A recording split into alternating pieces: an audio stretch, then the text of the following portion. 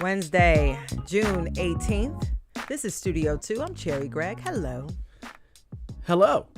Was that to me or to them? To you and to them. Oh, nice. I'm Avi Wolfman-Arentz. Today we're talking about religion in America. For a long time, the number of people who told pollsters that they were religious, attended church regularly or services regularly, was going down. In other words, America was becoming less religious. Mm-hmm. But recently, something started to happen in the data, Cherry, something unusual. First of all, the number of people saying that they're not religiously affiliated started to plateau. Mm-hmm. So the decline stopped. Yep. But then when you dove a little deeper into the numbers, you found that young men were showing signs of becoming more religious. And young women were leaving organized religion in droves. That opens up a whole host of questions. And we're going to talk about it today with an expert and you. We want to know, why do you think young men are sticking with religion while young women are leaving it? And if you are a religious person, not a religious person, want to talk about your own journey with this, we'd love to hear from you as well. We're going to focus on younger people today, but people of all ages. Your Welcome. experience matters here. 888-477-9499 is the number to call. The email address is studio2@WHYY.org. If you're on YouTube, drop a comment in the chat. And I really hope, again, I say this every day, that people call in, because our listeners add so much to the conversation. And I mean, when you talk about religion and men being more religious, it has a lot of implications on politics, on church life, on marriage, society, procreation, so many things, that there is a ripple effect. So we'd love to hear your thoughts. Again, 888-477-9499. The email is studio2@WHYY.org. And I just love hearing from our listeners. They really do add some color to the conversation. Ditto. I can't say it any better than that. I don't know. I can't add to that. I can ask you, though, to start us off with our first story in our trio of local news stories today. Cherry, go ahead. Yeah, well, some possible good news for SEPTA. The Pennsylvania House passed a bill that would provide funding for public transit across the Commonwealth. The bill, which is now headed to the GOP-controlled Senate, would reallocate the amount of sales tax dedicated to public transit. Right now, about 4.5% of sales tax goes to public transit. It'll raise it to around 6%. And then in 2028, it could go up to 8%, driving about $1.5 billion to public transit over the next 5 years. To be clear, this legislation would not raise sales tax, so we wouldn't necessarily pay more. What it would do is reallocate the money that the state gets. Recut the pie. Yeah, recut the pie. And Democrats, who have the majority in the House, they passed Governor Shapiro's proposal 107-96, with several Republicans joining in to pass this legislation. Now, we've been talking about this on the show. SEPTA has a $200 million plus funding deficit, and had put out this doomsday proposal that would cut, service. It would also hike fares. And so there was that. But also, according to the Philadelphia Inquirer that did a story today, a number of other transit agencies throughout the Commonwealth are also facing funding deficits. So the Democrats are trying to sell this as a bill that would help all transit agencies across the state, like Pittsburgh. They have a $100 million deficit coming up next year, and there are other ones in small towns. So they're trying to counter some of the GOP arguments against transit funding, Avi. And as you alluded to, the big hurdle is the Senate. That's where Republicans have control. But you noted some Republicans did vote for this package in the House. Does that augur well for its chances in the Senate? Hey, who's to say? It's really hard to handicap that sort of stuff. But this is a very hot negotiation right now, very active. Everyone's watching. I'll also point out, SEPTA put out some ridership numbers today, as they do every month. May ridership numbers versus May 2024 overall up. Yeah. So even though it's not gotten back to pre-pandemic levels, numbers are still trickling up on SEPTA. And so I think that's another thing that they can bring to the legislature and say, look, we are recovering. We are improving. We're headed in the right direction. Do not cut us off at this really critical juncture and send us into that so-called death spiral. Yeah, and by the way, the deadline for the budget, June 30th. So this will probably be in the headlines over the next few weeks. We'll see if they make the deadline. Yeah, and they often don't make the deadline, by the way. Spoiler alert. Sometimes this drags into July. It is summer break for schools, but not a summer break for union negotiators for the Philadelphia Federation of Teachers. Just as the city's blue-collar workers union is threatening its own walkout, we learned yesterday that the main teachers union for the school district of Philadelphia has authorized its own strike. Again, this does not mean a strike will happen, but yesterday, members of the Philadelphia Federation of Teachers gave leaders the green light to strike if the union can't reach a deal with the school district. The current contract expires at the end of August, so there's a little bit of runway here. The union is asking for parental leave, changes to sick day policy, among other changes. The district has some big money woes of its own. They're already using $300 million from reserves to avoid staff cuts this school year, and there is a big deficit looming. So the question of, how much could they give in whatever contract comes next is a very live question right now. Yeah, I mean, everybody wants more money, it seems like. But I'll say this. I mean, we talked about teacher shortages on the show, right, that have hit Pennsylvania, especially Philly. And I know teachers, they're burned out. And the district has said, look, we need more money for our teachers. We need to be able to keep the ones that are here and attract new talent as well. And so their hands are out. And I mean, and I don't know about you, Avi, you covered education for years. Yeah. It seemed like Philly was starting to get some positive momentum, right? The state case that reallocated state funding for schools was a big win. You saw money going towards infrastructure to fix these old school buildings. We just talked about how there's new water filters on time, right? And you want to kind of keep that momentum. Nobody wants to see teachers go on strike this fall at all. And frankly, it's been a long time since we've been in a place like this in Philadelphia. A little bit of history here. Starting around 2000 until 2018, I believe, the school district was run by a state-controlled board. And under those rules, teachers were not allowed to strike, specifically in Philadelphia. There was not labor peace, but they could not translate that into a strike because there was a law against it. There were rules against it. Over the last 5-ish years, local control has been reestablished. And since that time, there really hasn't been any labor strife. This could be the first flashpoint since local control was reestablished here in Philadelphia. So it's a big test. We really haven't had a situation like this in over 20 years. So really no one knows how it's going to unfold. Yeah, we'll be paying attention to this. So much to pay attention to. And we have our third story. Yeah, this one I don't think you have to pay attention to. Well, Avi has been our Reddit plug for a long time, and not proud of that, by the way. Yeah, but I mean, you tell us all the Reddit stories. So apparently a user on Philly Reddit discovered a cute, trendy vintage clothing and furniture store in Salt Lake City, Utah. It's called Strawberry Mansion. And in the headline it says LOLLL, right? Yes. Of course, if you're from Philly, there is a neighborhood in Philly called Strawberry Mansion. So it's very cute. By the way, the store is pink in color. Love it. Very twee. So yeah, very, very cool and cute. And so that, of course, got us thinking, what neighborhoods in Philly and towns in our region could double as store names, and what would they sell? We have that question. All right, I got a bunch here, Cherry. Of course you do. You love puns. Just buckle up here. Buckle up. Go ahead. How about a winter wear store called Coatesville? I love it. A walking shoe company called Ambler. Love it. A florist called Flowertown. Ooh. Shout out to Debbie Builder on that one.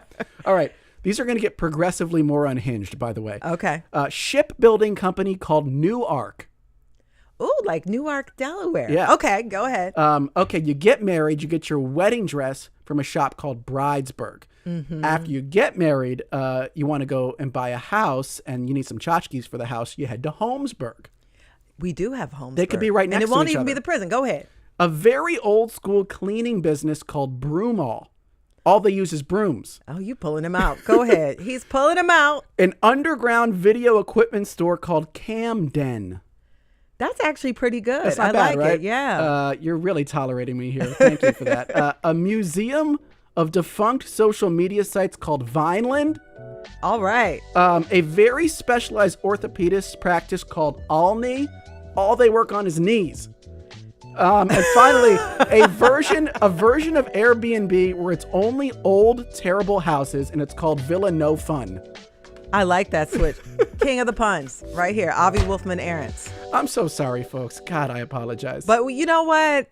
By the way, we're still with you. We're not going if you love puns, pledge some money to your local public media station. We're putting on our pledge hats. Avi and I are pitching to you at the end of our fiscal year. And we're coming to you like we do every once in a while to ask for your support. And of course, you know, Avi is one of the punniest people I know. A horse training business called Fairmount. You know, I by the way, I had one, and I had one. This is how you know. Like, yeah, you only had I one? had one. Well, I had two, but they were both the same. It was like Point Breeze could sell incense and candles. That's a great one. Why did you share that? That's really good. And then Mount Airy would sell plants and crystals and feng shui items. That's amazing. Why didn't you do that? We're supposed to be asking for pledges, but I am upset you didn't do that during the main part of the show. That's all I got. Okay, so we are here to ask for your support because it is the end of the fiscal year here at WHYY, which truly, getting more serious here, is a very, very critical time for our station. So we're asking for you to become a member of WHYY today. How do you do that? You go online to WHYY.org/radio and you make a pledge of any amount. If you're a member, an ongoing sustaining member, it means you give a certain set amount every month, and we can count on your donation to plan into the future and come up with more puns. And every hour we have a goal. And this hour, for our Studio 2 folks, we have a 25 donation goal. That's kind of steep. And it is steep because we have a very special challenge today from a group of Y Circle donors. They have come together to encourage and inspire others to contribute to WHYY today. And when and if we receive 300 contributions by 6:30 p.m., WHYY will receive an additional $15,000 in support of the programming and news on our station. And $15,000 could go a long way. And so we ask that you log on to WHYY.org/radio and make a donation of any amount to help us get to that 300 goal. And this hour, we need 25. Yep, we got to stay on track. We've got to stay on track. To sweeten the deal a little bit, if you give $84 as your pledge, you can receive a pair of tickets to WHYY's Studio 2 presents the Great Philly Pop Culture Showdown. This is our next Studio 2 on the road event. We are going to have a local game show trivia thingy where there's one Team Avi. And there's Team Cherry. And there's Team Cherry. Yep. And each of our teams is composed of WHYY reporters and personalities, and we face off in a local trivia thingy. Yeah, and think Family Feud meets Jeopardy meets Name That Tune, but all the questions will be rooted in Philly culture. It's going to be a lot of fun. It's going to be fun. It's like a fun rivalry between Avi and I. Yeah. Like, it's going to be fun. I plan on laughing a lot. You know, I hope learning we have a rivalry. Puns is not a category, but it's going to have some audience participation. So if you decide to donate $84 or more today, just ask for this. You can be in the audience and have fun with us. It's Wednesday, July 16th. I'd like Cherry said, in Wayne, Pennsylvania, limited tickets available. So that's just one way to give. But the most important thing is that you do give to keep us on track for this big Y Circle special challenge today. WHYY.org/radio is where you go to give a gift. Again, that's WHYY.org/radio. And Cherry could tell you, I could tell you, we've done this before. It's a very quick process, right, Cherry? Extremely less than 2 minutes. Yeah, and please leave a comment when you do give. We could read those. Yeah. And so we hope that you go to WHYY.org/radio. And thanks for your support. And welcome back, everybody, to Studio 2. I'm Avi Wolfman-Arent. And I'm Cherry Gregg. For a long time, the story of American religion was the story of decline, declining interest, declining membership. But recently, something has shifted. For instance, Pew data shows the share of American Christians has started to plateau. And there's other evidence that young men are becoming more drawn to religion. At the same time, young women are leaving the church in droves. For generations, women played a far more active role in American religious life than men. The question is, could that flip? And if it does, what would that mean for society? We want to hear from you. Join the conversation today. The question is, why do you think young men are sticking with religion while young women and others are leaving it? You can call 888-477-9499. You can email studio2@whyy.org. And if you're watching on YouTube, drop those comments in the chat. Of course, we want to hear from you, but we also want to hear from our main guest today, Melissa Deckman. Melissa is the CEO of PRRI, the Public Religion Research Institute. She's also the author of The Politics of Generation Z, How the Youngest Voters Will Shape Our Democracy. Melissa, thanks for being with us on Studio 2. Thank you guys for having me. I don't have any puns, but I do have some data to share. So, well, data's second to puns. Puns first, data second. Speaking of data, Melissa, I would love for you to share with us maybe like a data point from PRRI that you think tells the big story of what's happening today in American religion. If you could pick one. oh gosh. No, I do think that we're seeing a plateauing of people disaffiliating from religion. And what's been notable is that over the past 2 decades, we've seen a stark rise in Americans shedding their religious labels. We've seen certainly a slowdown. Here at PRRI, we have our Census of American Religion. And if you were to look at it across all the country, we find that about 28.2% of Americans roughly now identify as religiously unaffiliated. Last year was about 27.6. So really just a slight increase, but really more of a plateauing. At the same time, I think that we're seeing fewer Americans shedding the Christian label. But again, it's important to recognize that, there's still, I think, somewhat of a longer term trend for people being more religiously unaffiliated, in part because we know that people often remain religious if their upbringing is religious, and more and more Americans don't have that religious upbringing any longer. But below that, national kind of trend data, there's definitely some interesting things happening with Generation Z. And so dig into that, peel back the layers, because we've been seeing these headlines sort of trickling up about a gender divide in this generation. Tell us about that. Yeah, no, I really like the question you posed to your listeners. You essentially said, why are young men sticking with religion and why are young women leaving? And I think that's been the really interesting story. So in the past decade, we've been tracking, religious affiliation here at PRI pretty regularly, the extent to which people go to church and pray and read their Bible or scripture. What we found is that American Gen Z women, at least, have become far more less religious. Back in 2013, about 29% of Gen Z, or young women, 18 to 29. We didn't really have the category of Gen Z yet, really. But so back then in 2013, we found about 29% of young women identified as a religious nun.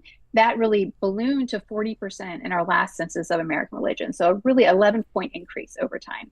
At the same time, our data shows that young men have plateaued, essentially. There's been no change with respect to their religious affiliation. So we find that approximately the same number of young men, about 35 to 36% over the last decade, remain religiously unaffiliated. And so that to me is a very interesting religion story. One, because American women historically have always been more religious. And if you look at older generations, those, women do tend to be more religious than men. But the reverse is happening when it comes to Gen Z. And that's kind of an interesting trend. Wow. We were talking about puns earlier. Just to clarify, when you say religious nun in this context, it's N-O-N-E, folks, not N-U-N. Yes. So exactly. I want to bring in a caller now. This is Sarah from Robbinsville who wants to join the conversation. Hey, Sarah, you're on Studio 2. What is your question or comment or perspective here? My comment and perspective is just I'm on the younger side, not 29, I'm 39, but I've been raised in the church with my siblings, and it's just interesting how you can be raised by the same parent and all split off and do different things. I'm raising my daughter in the church. She goes to church every Sunday. She's in the choir. She goes to Sunday school. She was baptized. While I have a sibling that, doesn't go to church at all, doesn't really believe in any of that stuff. And then a sibling who here and there goes to church. So it's just very interesting. The full range in one family. And quick question, Sarah. Right. Quick question, Sarah. Is male siblings, female? Tell me the gender makeup, and So is there a difference there? My oldest sister is completely out of the church. And then my brother goes with his fiance here and there. But not much. Interesting. Thank you. That's Sarah from Robbinsville there. And so, Melissa, can we sort of get into some of the whys you're seeing this gender divide? So what is driving women out, and what's keeping the guys around? Yeah, sure. So I think in my book, The Politics of Gen Z, it's a story largely about gender and how gender is fueling changes among Gen Z in terms of their political behavior, but it's also, I think, extended to their religious behavior. So with Generation Z women in particular, we have what I would call sometimes a more fiercely feminist generation. So gender consciousness really matters to young women. And a lot of young women have left the church because they feel as though they don't want to be part of denominations that don't ordain women, for example. Of course, the Catholic Church and many conservative evangelical churches do not allow for women to be ordained or to hold formal leadership positions in the churches. And so I think that's a factor that, in their own lived experience, they're out doing things, they're embarking on careers that have been traditionally male, they're playing sports, they're becoming, leaders in their own right. And so to not have that ability in a more traditionally minded church, I think is probably a bit off-putting. I think also for young women, we find in our data at PRRI that they tend to identify more as LGBTQ, much more than young men. And we have found in our own analysis of young people who've left religion in America, 6 in 10 say that they leave because of the church's treatment of LGBTQ individuals or their beliefs about LGBTQ individuals. 6 in 10. And so That's a very 6 in high 10 mark. young people have left for that reason.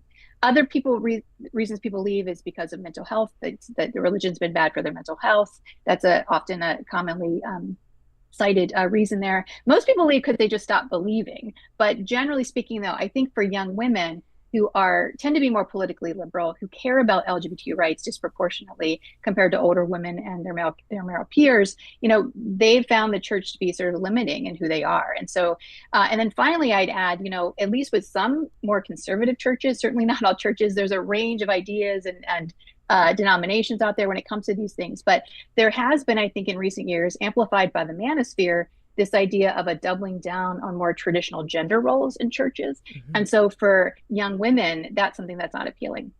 Now, on the other side, that might help to explain why some young men are actually not leaving, right? And so some evidence suggests that the young men who are staying in churches today, at least in Christian churches, tend to actually have more conservative views on gender roles, right? And I think in a political atmosphere where you have, just look at last fall's election, right? This kind of doubling down on masculine themes. There's a sense for at least some young men that they feel like they're not valued because of who they are as men. And so into that space, I think you have some conservative churches making appeals to younger men and really kind of, again, talking about the importance of what in religious terms would be the male headship role, that men are protectors and that, you don't have to apologize for being a man. This is what we do here in this church. And so I think at least for some young men, that might be appealing and might be a clue as to why they're not disaffiliating, right? Yeah, so maybe some sort of equal and opposite reaction phenomenon happening here. Although, as you point out, it's not really equal right now, we're seeing in terms of the data we're seeing, but something to watch. Let's bring in some more callers. We've got a lot of folks lined up here, and I want to get their voices in the conversation. Lauren from Havertown is on line 2. And has, I think, a comment and answer to our question today. And by the way, if you didn't hear the question, why do you think young men are sticking with religion while young women and others seem to be leaving religious affiliation in America? So let's hear now from Lauren in Havertown.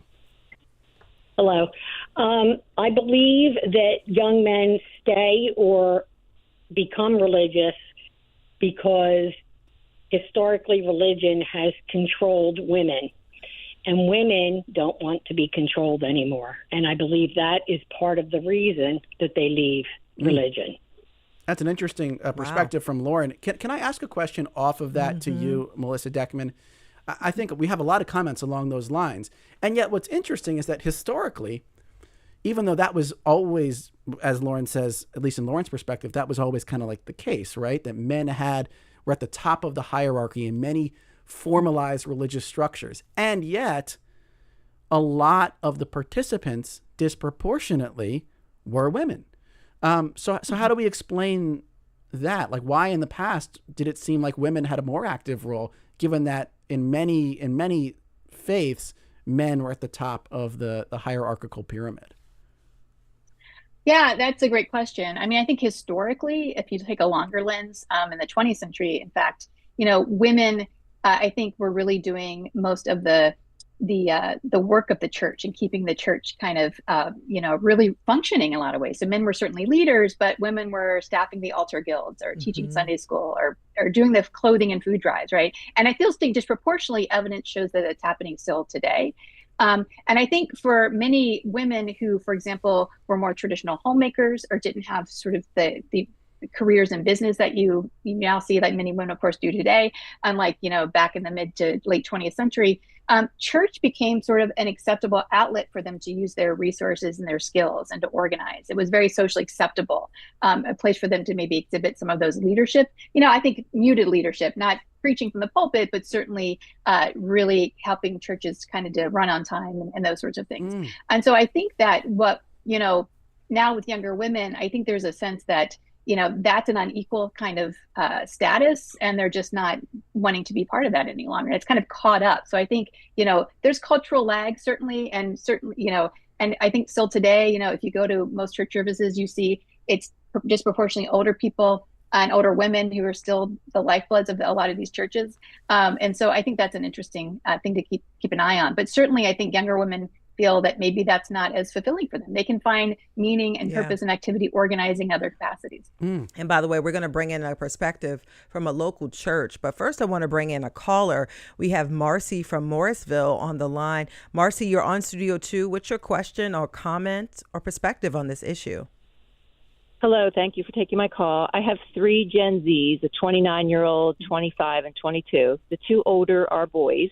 They sought out churches specifically for a sense of community that they can't find in their generation. One chose evangelical, one chose Catholic, and the daughter, who's 22, is an atheist.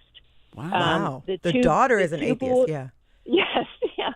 The 2 boys are loving the sense of community and have really embraced the different religions. They were all raised Christian, but I let them do what they needed to do. But specifically, all I hear from the Gen Zers are there's no sense of community. There's nowhere to go to find people who are like us and who want to do what we do.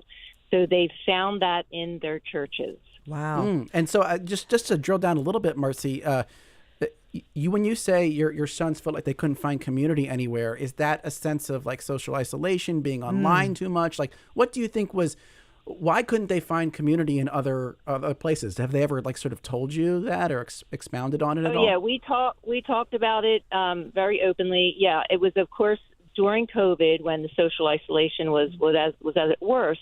But they found that they're very interesting. They want to do different things, and they're not about going to bars and meeting people and drinking. So they wanted something different that was a lot more fulfilling. And I said, why don't you just go to a church and join a young adult group and, see if you can find people that are like you? And they did, and that's what they've been doing. And I have to say, both are really enjoying it. That's so interesting. And quick follow up about your daughter who has left the church. Any reason why? Was it what we were talking about here? Speaker, yeah, she was on point. She said, I don't like how they treat women. Women are not really sort of brought up to any kind of leadership role, and I don't like the whole feeling. Yeah, it was everything she said that your speaker said. It was right on point. Wow, Marcy. Marcy, what a call. Marcy from Morrisville just telling the whole story of the show in 90 seconds. With her kids. Thank Her you kids are the example. Thank you so much, Marcy. And we want to talk about, what people on the ground are feeling and seeing. Do they see more young men joining churches, as Marcy was talking about there? So with us now to discuss all of that is Brad Leach, the founder and lead pastor at City Life Church in South Philadelphia. Hey, Brad, thanks for being here on Studio 2. Hey, guys. Thanks for having me. Yeah. So, Brad, tell us a little bit about your church and what you're seeing as far as like who's coming in with this Gen Z. Yeah, so our church is 13 years old. We started it in high school in the Italian market area of South Philly. We're in high school facilities primarily for many years until we moved into a permanent facility.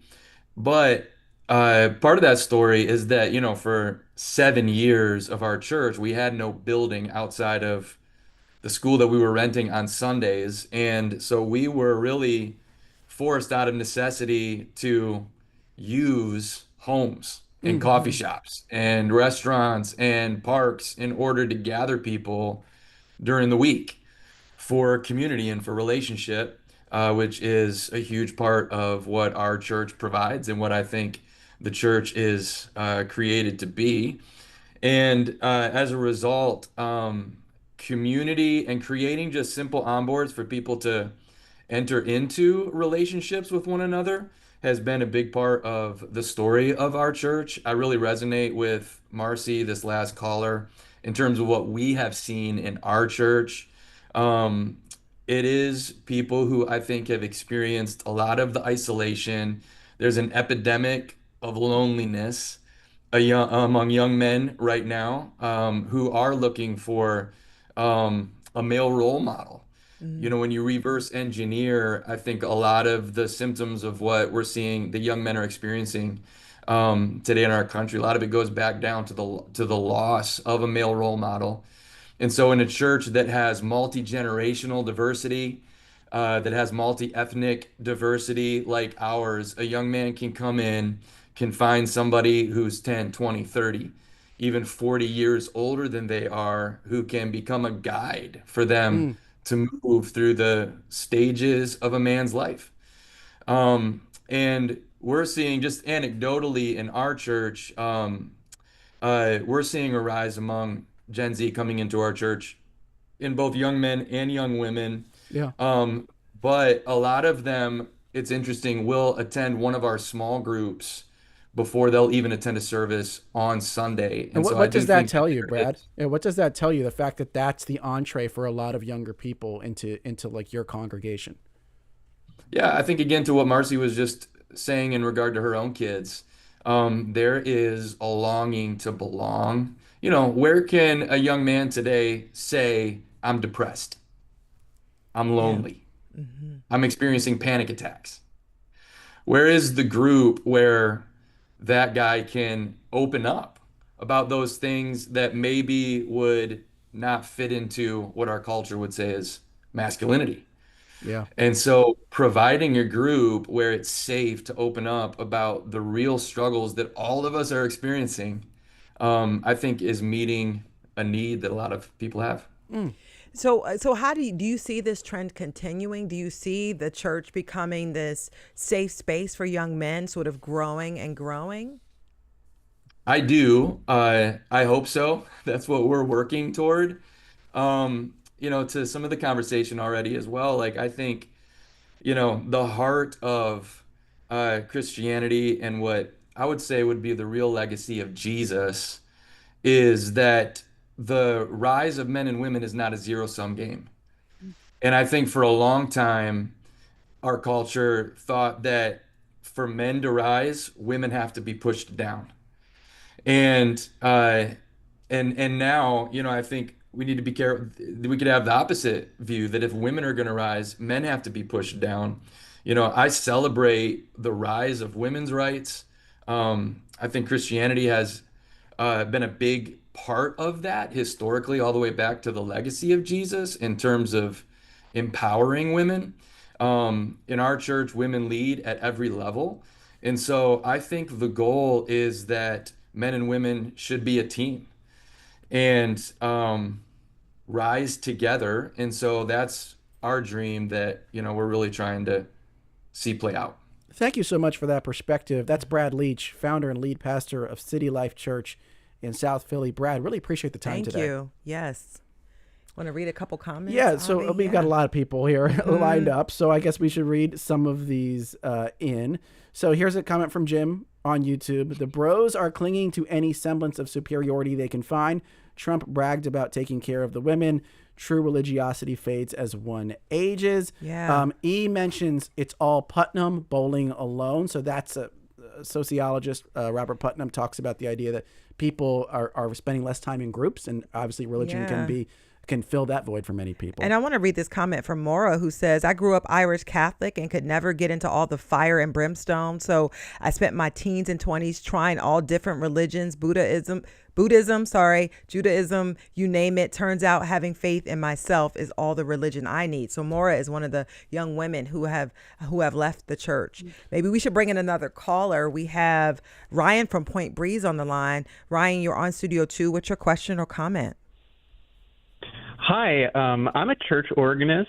I live in Philadelphia, but my church is an ELCA Lutheran church in Kennett Square. And I just want to throw out that we're seeing in our church and from the churches around us, this problem of young men and women leaving the church, but specifically the churches that are catered more towards evangelical style and or Catholic style. We see the young men going there too. But I wanted to mention that there are a lot of churches that are still fighting for LGBT rights, women's rights, and have women pastors, gay pastors, allow gay marriage. And I think that there's this idea from a lot of people that churches are this one lump sum entity. Yeah, they flatten out the identity of church, and you're saying it's more diverse, really, than people give it credit for. Yeah, and that I think if people start to understand that there are places in our Philadelphia area that cater to really loving people and showing love, then I think that would help grow the Gen Z and Millennial and Gen Alpha. But right now I feel that it's become so political and religion and politics go hand in hand that you're seeing this decline in people wanting to go. Interesting perspective from Ryan in Point Breeze. I want to reintroduce Melissa Deckman here, who's been with us the whole hour. Melissa's the CEO of the Public Religion Research Institute. We haven't really touched on, Melissa, what types of religious organizations, what sects are seeing growth and which are still seeing steep decline. Because we can look at the big picture and say, well, there's this overall plateau, but that doesn't mean everyone's feeling this or experiencing this equally. Can you take us inside the numbers a little bit there, Melissa? Yeah, sure thing. I think that I would say the trends I'm seeing when it comes to the more formal organized denominations, whether it's the ECLA that your caller just referenced in the Evangelical Lutheran Church in America, or even the Southern Baptist Convention, which is the largest conservative evangelical Protestant denomination, you see their memberships declining, right? And I think that that's part of a larger trend where many Americans are just growing skeptical of institutions more broadly, from the government to organized religion to the media. Sorry to tell you to share that. We know it. We know it. But we've seen the numbers. No lies detected, Melissa. But I do think there's some growth when it comes to mega churches and more non-denominational grassroots, kind of authentic churches there. Kind of Brad, the pastor from the other church. There does seem to be anecdotal evidence of some growth in those kinds of areas. I think that we've seen a decline of the number of white Christians in America over time, which is really notable. And part of that is a function of how diverse we're becoming racially and ethnically too, right? So I think it's kind of a mixture that is really happening. I do want to kind of circle back to a point that was raised from Brad and from some others, in that, I do think that Americans are hungering for a sense of community. And I love that one of your folks who wrote in about Putnam and Bowling alone. We're all into social capital here. I could talk all day long about social capital and why it's important, right, in society. But we find in our data at PRRI that among Americans who attend church regularly, 80% say they do it because they want to experience a community of believers, right? So there's personal beliefs, right? But there's also a power in being with like-minded folks here. And I also would just echo the last caller. Just let me say this. There is a huge religious diversity in this country. I think a lot of people, who, when they think about religion, the loudest voices that are often televised as being religious might be conservative, I think, and evangelical. But in reality, you run the gamut from Unitarians to the Episcopal Church to Jewish Americans to others. And there's really no monolithic attitudes when it comes to things like LGBTQ equality or reproductive rights or the role of women as leaders and the role of queer folks in church leadership and being ordained. So I think that's a really important point to bear in mind, that people sometimes have this perception. I think, Avi, as you pointed, this kind of mono church idea. Yeah. Mm-hmm. And our data really increasingly always show that there's so much diversity when it comes to the religious landscape. Yeah, and I want to read this comment from Carla, who says, I'm a 60-year-old Black woman who grew up in a predominantly white evangelical church. I stopped going to church as I see too much hypocrisy in members' political views and support of Trump MAGA. But I have 3 sons, ages 26, 25, and 21, and I find that they are more interested in reading their Bibles and seek community at church. They enjoy church, and I think they find emotional support. Oh, fascinating. Yeah. And I wanted to sort of like expand on and go back to the idea of this gender gap. And do you think this is a blip on the screen, or do you think this is a trend that will actually continue, and then the impact it could possibly have on dating and marriage and birth rates if you're talking about a gender divide with this young generation that's coming up? Yeah, no, I think this is something we should really keep a closer watch of. I mean, we're seeing this larger gender divergence among Generation Z when it comes not just to religion, but also to politics, to culture. I think part of it is a result of really Americans being more isolated, spending more time on their phones, right? And the algorithms often kind of propel you. If you're young women who care about social justice, you're getting fed online sources that reinforce those views. And in some ways, you're finding community, but the downside of that is that you're not hearing alternative perspectives or hanging out with people that are different than you. And of course, we see the same thing obviously happening on the right when it comes to young men who are maybe listening to Joe Rogan or other people in the manosphere, and the algorithms feed them into like-minded communities. And we're seeing this really being a lot more pervasive among younger people today. And so it can be potentially, I think, quite destabilizing. A lot of younger people are delaying marriage or not getting married at all. We've seen increasingly in our society that people will choose their political partners based on their political views. That was unheard of 20 to 30 years ago. They even put it on the apps. They put it on the apps. I know. Yeah. Exactly.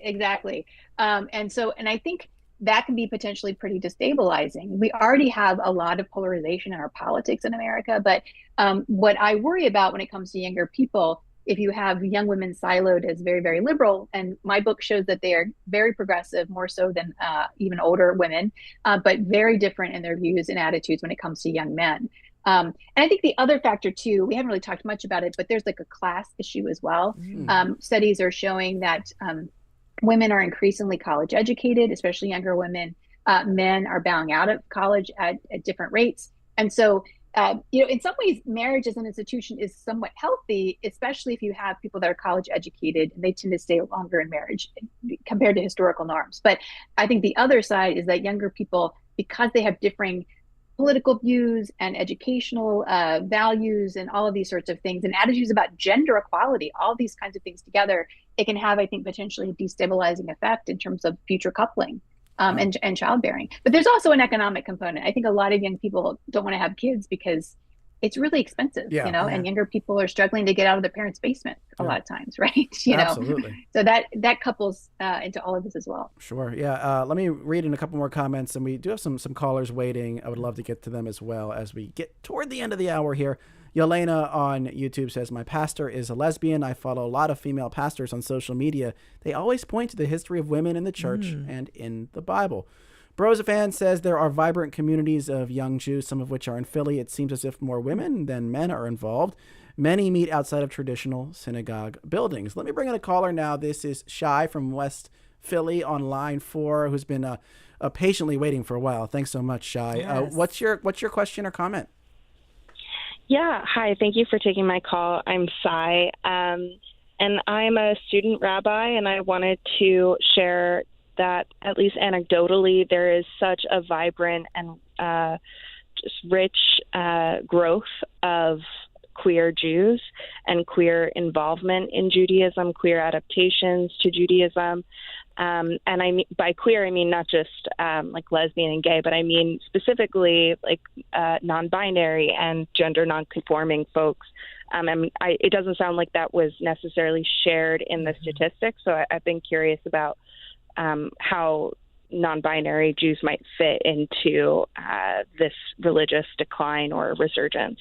Yeah, it's a good Interesting. question, We can Sai. ask that. Thanks, Sai. Yeah, Melissa, any thoughts on that? How non-binary folks fit into, whether it be Judaism, Christianity, are they part of the folks leaving, coming back, staying? What are you seeing? Yeah, and that's a great question. And Sai raises a really good point. We do these nationally representative surveys. And even though our census of American religion, for example, has 40,000 Americans we survey, it's so hard to start to cut and divide into certain categories because American Jews, for example, are about 2% of the US population. And then to dive deeper into non-binary Jews is going to be even smaller part of the US population. All of this is to say, we do have data on LGBTQ Americans in our census of American religion. And they do tend to, about half of LGBTQ Americans actually identify with a religious tradition. So that is interesting and probably kind of bucks some traditional stereotypes of queer people in America and their religiosity. But they do it at much lower rates than I think Americans overall. And there's evidence in our data that, probably not surprisingly, LGBTQ Americans have left church at higher numbers directly because of the treatment by many traditions, religious traditions, their treatment of LGBT individuals. But I think Sai's very, very, she raised a really important point. There are a lot of inclusive denominations and religious traditions, including many denominations within the Jewish tradition that really are more welcoming and inclusive. And I think that's, an important point to keep in mind. Maybe we can get this last caller in. We have Justin from West Philly who's been waiting on the line. Justin, you're on Studio 2 with your question or comment, and noting that we're short on time, so keep it brief. All right. Absolutely. Thanks very much. I grew up in the Southern Baptist Church, and I left in college. And I'd tried other churches, house churches, nothing fit because it all kind of came back to religion. And I agree that, like, my brothers still go to the Southern Baptist Church. They're looking for some form of community social production function they don't get in society. So I'm wondering if you think that eventually, if men feel more included, people will leave the church again, because ultimately I stayed out because I just don't believe, and it always does come back to religion in some form. So I'm just curious. That what the future boomerang may hold. back effect. Like if you're looking for community, but then ultimately you get down that path and you realize, hey, but I don't have sort of the dogmatic belief. What happens? Any thoughts on that, Melissa? Yeah, as I alluded to earlier, we asked people why they end up leaving religion. And, the number one factor for all Americans who've left, like we found in 2023, the last time we asked this, 67% said they just stopped believing in their church's teaching, right? Wow. And so I think that's an important point to consider. Churches are great for building social capital, for building community. But sometimes the content of the sermons or the contents of the theology might not be always welcoming to people, or maybe it doesn't kind of feed into their larger ideas and views about. Exactly, there's a lack of jiving there, and so I think that's a really important point to kind of bear in mind. And I just wonder, and I know we only have a little bit more time, but I just wonder how pre-sex abuse, the Me Too movement, Church Too, all these things sort of built into that feeling of I don't believe. Yeah. I think that you're spot on here. We found about a third of Americans in 2023 left the church because of clergy sexual abuse scandals. And I think the sense that there's a lot of hypocrisy in the church it has turned a lot of people off over time. Yeah. Well, that's Melissa Deckman. Boy, you packed a lot into that 1 hour, did. Melissa. You did. Bravo to you. Melissa Deckman is the CEO of the Public Religion Research Institute, PRRI, and the author of The Politics of Generation Z, How the Youngest Voters Will Shape Our Democracy. Melissa, thanks so much for your time today on Studio 2. Thanks for having me. Yeah, and thanks to all the folks who called in and left comments. Robust conversation. Also, thank you to our producers, Debbie Bilzer, Paige Murray Bessler, and Andreas Copes. Thanks to Mike Schiffler, our visual producer, Al Banks, and Tina Calicay engineered today's show. Our executive producer is Kevin McCory from Studio 2 here at WHYY in Philadelphia. I'm Cherry Gregg. And I'm Avi Wolfman. Aaron, thanks so much for joining us.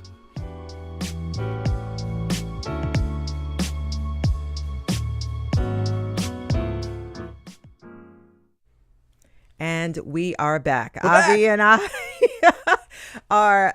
We never left. We never left. We stayed right here, and we're coming to you at the end of our fiscal year, as we do from time to time, to ask for your support. And this hour, we have a goal of 25 donations. So far, 18 of you, our Studio 2 listener family, have stepped up and put a pledge on it to help keep WHYY fiscally strong. And we say thank you. And why do we need your help? Because we have a challenge. Huge challenge on today. The table. Avi, tell them about it. Oh, I should tell them about it? Well, first of all, thanks to those 18. 7 more to go, folks. We got to hit this 25 to stay on track for our overall goal today of 300 contributions by 6:30. If we can do that, WHYY will receive an additional $15,000 in support of the programming and news on WHYY. That challenge comes via a group of WHYY Circle donors. So why give today? To make that challenge. So we have 19 in now, on our way to 25. We need 6 more. This hour, just 6 more. We can do that. I know we can. WHYY.org/radio is where you go.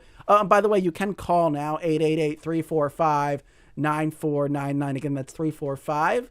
Don't call the number to get on the Studio 2. Call the 345 number, 888-345-9499.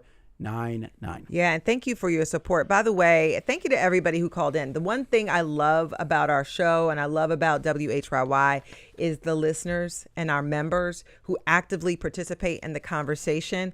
And you see how it made it a richer conversation. Yeah. And so, we also want you to participate in a big event we have coming up.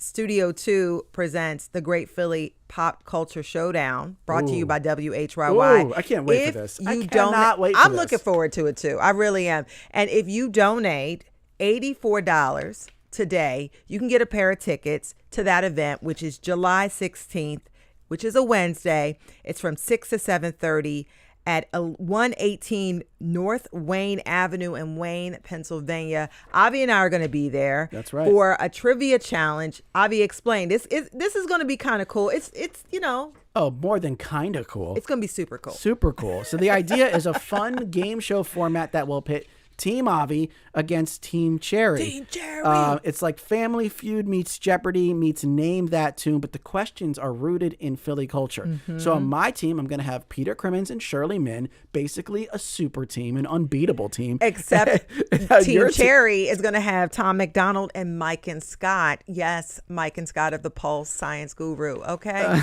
we're going to take you. Tom McDonald, who knows literally everything about Philadelphia. I am in trouble there. But you're the pun king, so this is balance it's going to be a tight match. We would love for you to be there, and this is going to be a Studio 2 live event, so we're going to turn it into a show later. And we always do meet and greets at these live events, so it's a lot of fun. $84 for a pair of tickets that is limited, by the way. So we have. So when you make your donation, you call, you ask for those tickets, 888-345-9499. And I hope we see people there because, like I said, our listeners, our Studio 2 folks definitely help make the conversation more robust. And again, this hour, we need 25 donations. So far, we have 22. We only need 3 more for us to make our goal this hour. And again, we're trying to get 300 today by 6:30. And if we are able to keep us on track, but with our 25, that means we're closer to that goal. Yes. And that would unlock $15,000 from our generous group of WHYY Circle donors. And WHYY, we want to make sure that we end this fiscal year strong, because we want to be able to plan. And we know that WHYY's Studio 2, the show we're both hosts of, only exists because of your support. And leave a comment when you give, by the way, at WHYY.org/radio. You can please mention Studio 2. Wouldn't hurt. 23 donations in, on our way to 25. Yes, we can do it. We only need 2 more. I got to read this one comment. I've never seen a comment like this. Okay. This is from Amy and Alan in Philadelphia. WHYY is one of the reasons we moved to Philadelphia. What? We have been listening to public radio since 1971. Couldn't start the day without it. We listen to NPR all over the U.S., but WHYY is our public radio heart. Yes, we appreciate that. That's amazing. I've never read a comment like that. 24 donations in. We need one more to meet our goal this hour. Let's do it, folks. 888-345-9499, WHYY.org/radio. By the way, so many comments here. Karen from Ambler, Pennsylvania says, I am a sustainer, but want to make sure public radio has support in these challenging times. It's where I get my news and entertainment. So if you are already a member or a sustaining member, you can always make a little donation today to help us reach that goal. And by the way, clap it up. We have reached our 25 donation goal. No, we actually surpassed it. Yeah. We have 26 That's donations awesome. this hour. What a way to end a show on a Wednesday, Cherry. I got to give you a studio too, like little boom, boom, boom, boom, boom. All right, Hello. we will talk to you again soon. Enjoy the next program. This is WHYY,